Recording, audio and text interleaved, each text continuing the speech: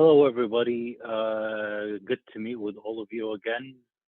My name is Dr. Moe ElHussini, and welcome to episode 2 of Back to Basics on the Business Edge, which is brought to you by Feliciano School of Business at Montclair State University. Here at Back to Basics, Professor Elias and myself discuss questions and issues facing business practitioners. Today's episode, which is episode 2, focuses on the enigma of motivation. Okay, Dr. George Elias, welcome to the podcast. As always, very excited to do this again with you. Thank you, Professor. I'm so excited to be here as well. So we're here to discuss motivation. When we talk about motivation, there are 3 different areas of motivation that I think business professionals should be concerned with. Internal motivation, external motivation, and self-motivation. And in some ways, these 3 areas are highly related. And in some ways, they have their own challenges. Dr. Moe, in your experience, what are the main challenges that business leaders have with motivation? That's a really, really good question, Professor. I think the ability to motivate others, whether they are internal to your business, for instance, employees, partners, or even yourself, or if they are external to the organization, like up or down your supply chain, your clients, customers, either way, I think it's an enigma for many businesses. Knowing how to motivate individuals or groups requires a deep knowledge. At least I think it requires a deep knowledge into the human psyche. And I want us to dig deep. Let's try to cover each one of them.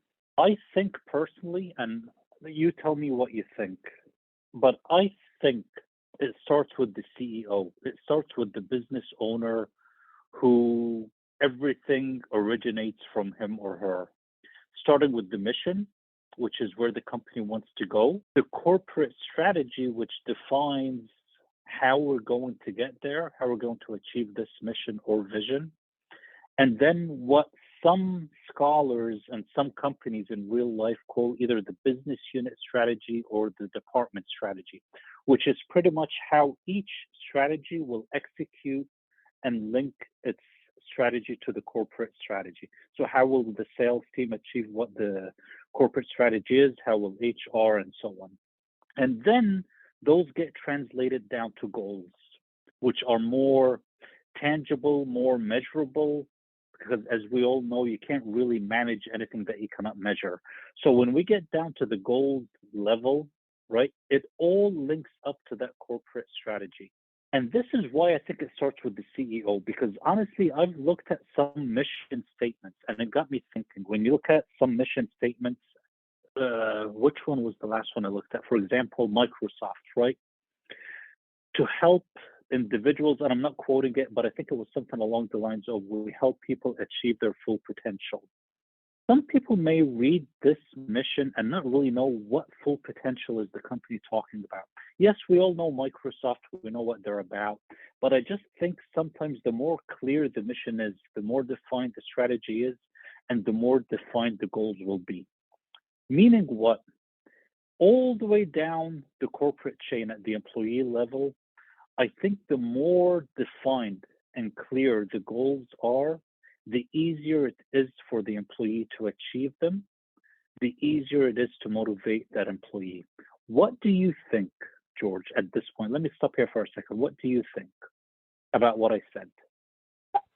So I think that you're on a good line of thinking, and I agree with you that ideally the goals, objectives, the mission statement, essentially the why, is articulated by some sort of upper level or senior management, ideally starting with a president or a CEO.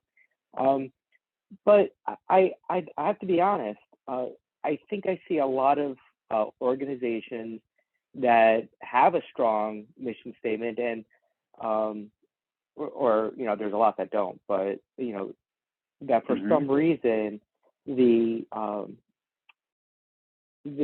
lower level, the employees that are really getting the job done, are not necessarily as motivated as they could be. So I think Oh, I agree what I with you. consider motivation, I think what I consider motivation, I really think that it's there's people that tend to be natural leaders, and for some reason are able to motivate others easily to get things done. And I've even seen this in little kids. You get this 2 or 3 year old kid who jumps in there and is somehow just a natural leader and gets the rest of the group to play the game that they want to play, and motivates others to do it, and has a certain charisma about them, right? So I Yeah. think that even apart from understanding the strategy and understanding what's going on, there's just some people that walk into a group, have natural leadership, and somehow are able to motivate others to do things their way. What do you think? No, I agree with you. And I did not by any way mean that if you have that, that means everybody will be motivated. I think I meant it to clarify more that it's one of the components that you need for a team to be motivated, which is clear goals. Because the way there, I think for motivation, there are many, many factors that can, what's the word, disrupt or enhance the motivation, increase the motivation in a team. So, for example, let's start with what you're talking about, and we use it internally, right? So, a leader. And the two terms that come to my mind right away when you were talking was servant leadership and emotional intelligence. I think the fact or the ability of a leader or a manager to be able to read the cues of his employees, to know when he should criticize, to know when he should compliment, to understand the tone of how they are communicating with him or her as a leader, I think that helps a lot in motivation. Meaning, I see a lot where an employee runs into the manager's office super excited about something that they completed on time as a team or individually, and they're really excited about what they did, and they're looking for that verbal or emotional pat on the back, and the first thing they get is a criticism, right? I think that shuts down that individual. So I think, when you know how to read the employee that works for you, you know that it might be better, that it's not a good idea, let me say, not to focus on the negative when you're trying to motivate, especially when it's in a group. Criticism may not apply to everybody in that group, and some may just automatically check out when they start hearing that criticism. Because I think, and I don't know if you would agree or not, no one in a company thrives in a negative environment. What do you think? Well, certainly, I think that there's no reason to have a quote unquote negative environment in a business, and that certainly, I think, changes team dynamics and hurts the ability to achieve things. So I definitely agree with you there. I do think that providing timely feedback to individuals that sometimes can be negative or hopefully put in a constructive way, I think is important as well, right? So Yep. I think that as a leader, you don't always have to be in the mode of praising. You have to be balanced in what you say. And I think that at times, without breaking down the employee, it might even be important to share a failure or a fault with the team so the team can learn. And I think that if you can create that environment where the team trusts your leadership, where if you're giving them advice or feedback on something that negative that happened, or even at the time or down the road, I think that can be an opportunity to learn. So I don't think you always have to be positive, but you definitely need to not be toxic or a tyrant in the way that you lead in order for people to be motivated. Yeah, and I agree. I mean, I think criticism is necessary, But I personally think there's no need to make it negative, meaning, let me clarify what I meant, right? It should be given in an understanding tone, not an attacking tone. That's kind of like what I'm thinking about, right? Some managers, I think, from what I have seen, they don't know how to give criticism in, what shall I say, a healthy way, meaning they should provide solutions to the problem and not focus on the problem itself. They need, while they're giving criticism, exactly like you said, yes, sometimes we need to balance and we need to criticize. But I think there's an art to focusing on the employee's strengths when giving criticism, just so you avoid having that employee dwell on the problems or on the negative alone.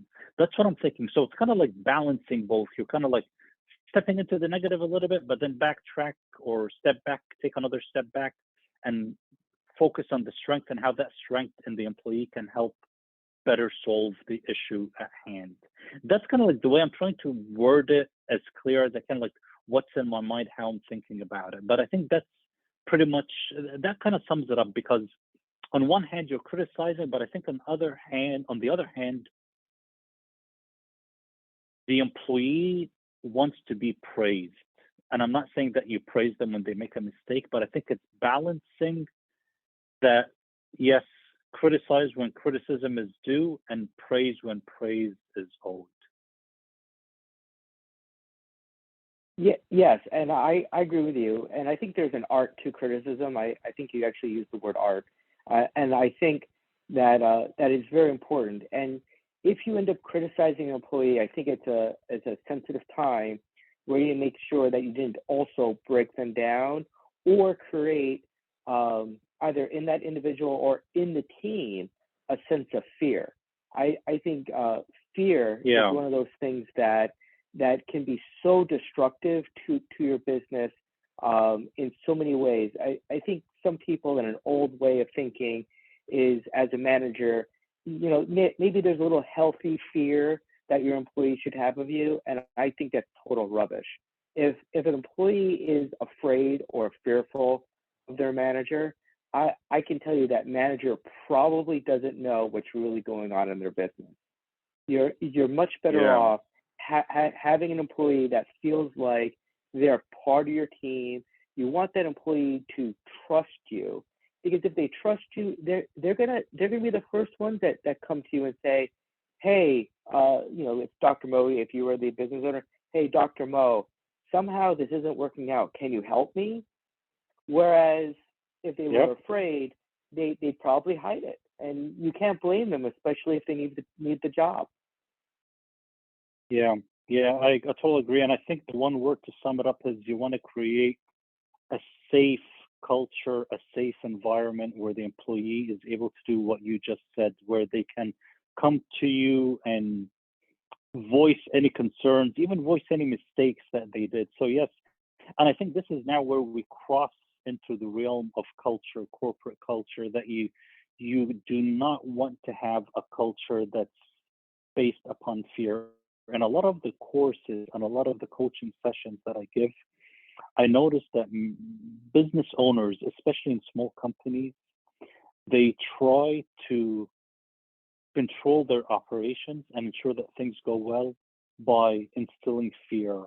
And the first thing that I notice is that that idea, when I sit with the employees or observe the employees, especially the sales team with customers, it makes them very defensive and hostile, because they always mentally think that a mistake that will happen to them, we're humans, you know, we have a defense mechanism, be it something physical or emotional or mental. So the second they sense something will happen from the customer or from the client that will cause them to be in the negative or be criticized by their manager, they switch to defensive mode, because the only thing in their mind is, oh, now I'm going to have to go back to the office. My manager is going to criticize me, complain to me, argue with me about what happened. So that's what runs in their mind. They're always thinking about the reaction that will happen back in the office based upon the problem that's going. And guess what? The only thing that the customer sees is that hostile behavior from the employee, from that customer service rep.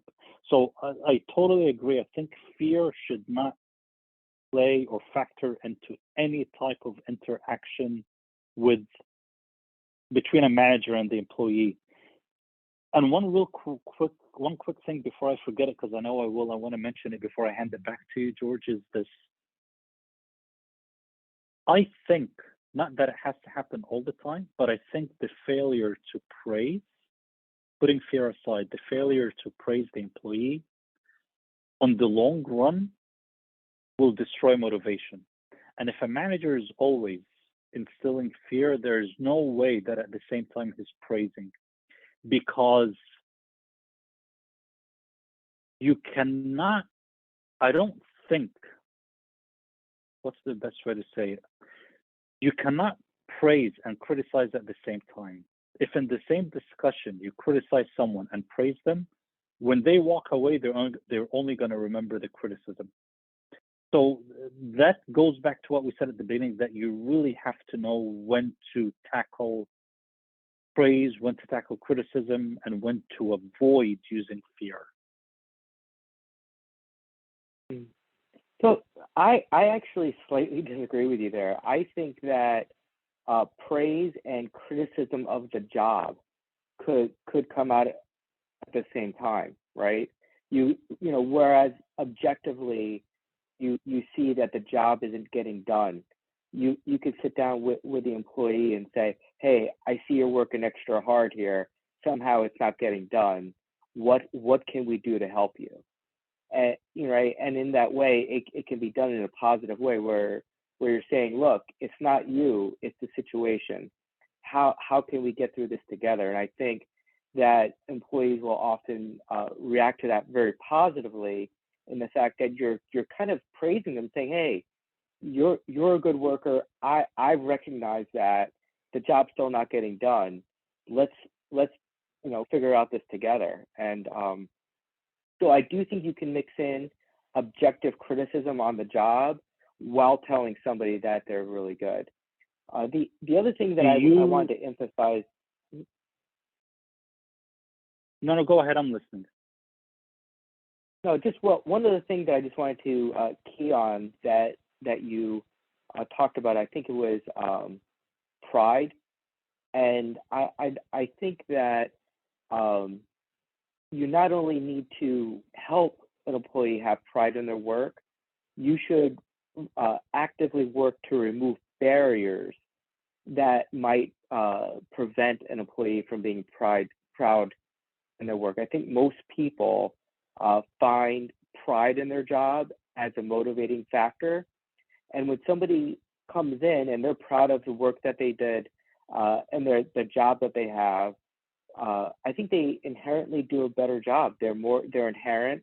They want to be there. You see employees that are happy about their job, proud of their job. They smile. They stand up straight. They look customers in the eye, and they're just generally more pleasant. And I think customers and the folks that they deal with outside their organization recognize that as a healthy attitude. Now, let me ask you this, go back to the first point. Do you think that the praise, if you praise and criticize, and I know exactly what you mean, that yes, you know, I see that you're doing this, that you're putting in the effort. So you're acknowledging the positive as well as trying to resolve the negative. But do you think the praise will come out as sincere when you do that? Because I could see if it is, what you said only working. if it is sincere. No, only if it is sincere. If it's not sincere and it's fake, you can fake being a servant leader and folks find you out. So I think that both the praise and the criticism has to be genuine and from the heart.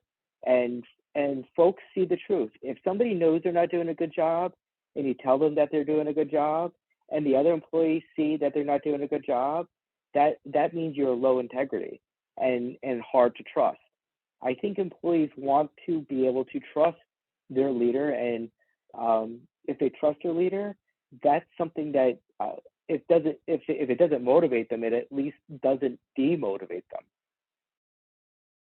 I just wonder if it would work on all types of personalities the same way. Like if I think of someone that, if you look at like kind of like the disc, someone that's a high I, that's always enthusiastic, optimistic.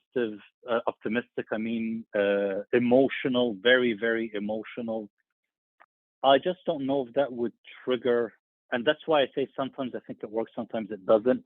I I don't know if somebody that is that type of personality, if it will shut them down if you try to compliment and criticize at the same time. That's what I'm thinking about. I, Again, I get your point, but I don't know if it's applicable to all types of individuals and vertically across the different, like if there's someone that's an analyst versus a manager versus a director. That's, I'm thinking out loud with you. That's what I'm thinking about when I think about criticizing and complimenting at the same time. yeah, I think that one, it has to be the truth, and that's a matter of integrity. Because if you don't have integrity as a leader, folks see it Yeah, pretty quickly, all around you. And once you don't have integrity, you can't be trusted. And if you can't be trusted, why should they follow you, right? So yeah, I think that having the ability to objectively acknowledge the truth, and if the job is the hmm team's not getting there, call out to the team. Hey, team, let's huddle up. We're not getting there, right? And as yeah, a team and having that common experience and saying, hey, team, we're not getting there. We're better than this. I think is a message that a lot of folks, regardless of where they are on the disc chart, could find as a motivating feature. Right now, you're not alone in failure. Hey, we're all here. We see the score on the scoreboard. It's not what we want it to be. Let's address this. yeah, yeah. No, I get your point. I get your point. And in the spirit of what we're trying to do in these podcasts to try to keep things relevant to companies more, for people to actually use what we're talking about, I want to kind of list some tips that I think about when I think about motivation. I think kind of like what you mentioned with servant leadership, there should be leading by example, constant communication with the employees directly. This way you can even indirectly know what motivates them, what fuels their energy. There should be a reward system. And I think delegating will be one of the topics that we'll talk about. I know in another session, I think the upcoming one. But delegating, I think, is also a motivator versus micromanaging, and celebrating the success, which we spent a lot of the time today talking about. And everyone, I think, heard both my point of view and yours regarding what we feel about that. Can you think of anything else that we would add to that list? Let me go through it again real quick. The leading by example, constant communication, rewarding, delegating, and celebrating success. Yeah. So something that I'm gonna add in there, and I agree with your list, but I think that there's another dimension to the emotional intelligence, and I think that a leader can bring a certain amount of energy to their team, like an optimistic, upbeat energy and a focus. And I think that energy can be infectious even when you're Mm-hmm. excited about something, and not overly so, but it can be something that the team can rally around. Um, so I think being upbeat, being positive when appropriate, and maybe you would put that in the celebration, but I think that even in getting out there, it's like, let's go team, the cheer. I think Mm-hmm. as a leader, you can be a little Mm-hmm. bit of a Mm-hmm. cheerleader for your team as well. And I think, I don't know if we'll have time to get into it today, but I think you open up a point about the energy and the emotion, and you mentioned it earlier today, the why factor that we hear a lot about in motivation. When we continue our discussion to talk about the external motivators, right, I think energy and emotion will be something that will spill over from internal motivation to external, meaning that same energy, that same positive attitude, that same positive emotion that helps define our brand as an individual or as a company also needs to be applied when dealing with the customer or the client. They need to buy into us before they buy into what we're selling or how much we're selling it for, be it a product or a service. What do you think? Yeah, I agree. I think emotion has a lot to do with things. I'll just give you, an example now. You know that I have a bit of a technical background and even a project management background. One of the interesting things about being a project manager is you often are the leader and responsible for all the work that has to happen on your project. However, in a matrix organization, which is majority of my experience, nobody on your team actually works for you, right?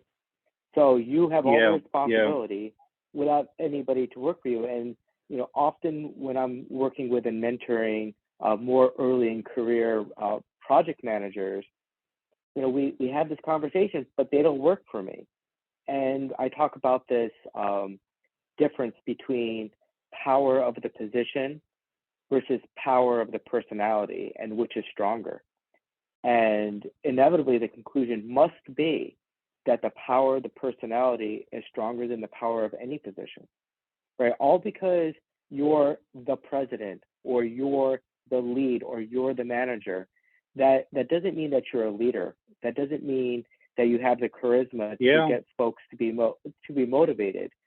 So how as a project manager, when people don't work for you, how do you motivate them?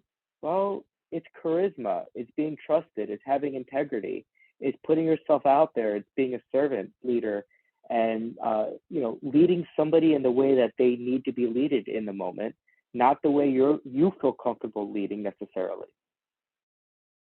Yeah. And I think to put titles onto what you just said, I think that's the difference between having the authority, which like legitimacy based upon your title, versus the power to actually execute what you need to do.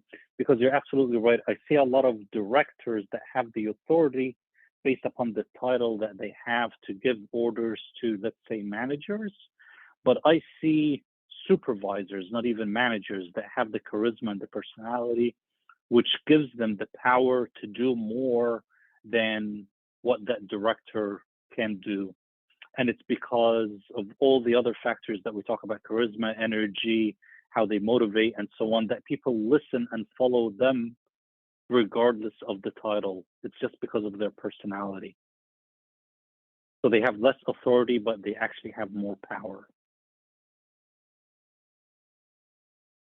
But I find that fascinating. It's true. Isn't it? Yeah, I know. And that could be a whole other discussion. I think when we start talking about managers and we might actually, you know what, that will be a good point. Remind me, George, when we talk about delegation. I don't know if we'll get into delegating next session, but we might. Let's bring that point up about authority versus power. But I know we're almost running out of time. Are we? How are we doing with time? Well, it's about time to wrap this up. Yeah. What do you think? Shall we continue? Let's give it another maybe session or half a session. My suggestion, and you tell me what you think, that next podcast, we chat a little more about motivation, and then from there, work our way into delegation, since they kind of like overlap a little bit. Would you be okay with that? Sure, Dr. Moe, anything you'd like. All right. Sounds good, Professor George. So I think that's it from my end. Anything from your end, Dr. George? Well, it's been a lot of fun. It's been really great getting back to basics. Where do you think we should go from here? Just straight to motivation and and maybe delegation Yes. a little bit? Yes. Perfect. Yes, I think so. Yes. So thank you very much, Dr. Elias, as always. I really enjoyed our conversations and agreeing to disagree on some things. And I think it'll be good when we carry this into the external motivation environment. Awesome. Well, thank you all for listening to this episode of Back2Basics on the Business Edge, brought to you by the Feliciano School of Business at Montclair State University. We hope you enjoyed this podcast and welcome any feedback you have for us, including suggestions for future topics.